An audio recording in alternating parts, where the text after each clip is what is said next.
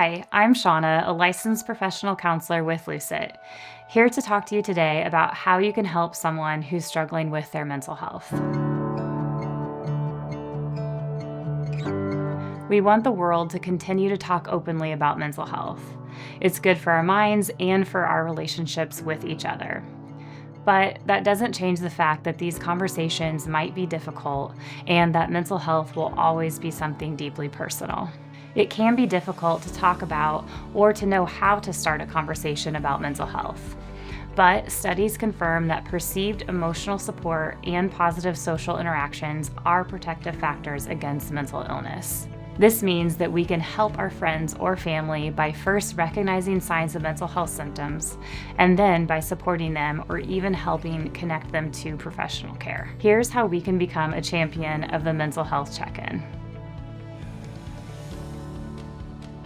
We can't possibly keep an eye on the mental health of everyone who comes into our lives, but we can make a commitment to regularly check in on those that we are closest to. For instance, make a point to connect with someone weekly. You can ask questions like, "How are you feeling?" or "How are things going?" Don't be afraid to share your feelings by stating something such as, "I've been worried about you," and ask, "How can I help?" We may be able to help by providing emotional or by providing practical support. Let them know that you care and that they are not a burden. Validate their feelings and offer encouragement. Talking about feelings may come naturally to some, but for many people, it's a skill that has to be learned through education and practice. Working through the initial discomfort of these conversations will improve our ability to communicate with others in a healthy way. Bringing up tough topics like mental health can be done in an approachable way. To begin the conversation, it can be helpful to talk in a space that is comfortable and that has minimal distractions. It's also okay to ease into the conversation and look for common ground. Ask questions, but also engage in reflective listening. For example, "I hear that it's been difficult," or "Yes, some days are more challenging than others." These conversations not only support our loved ones, but also foster more meaningful relationships.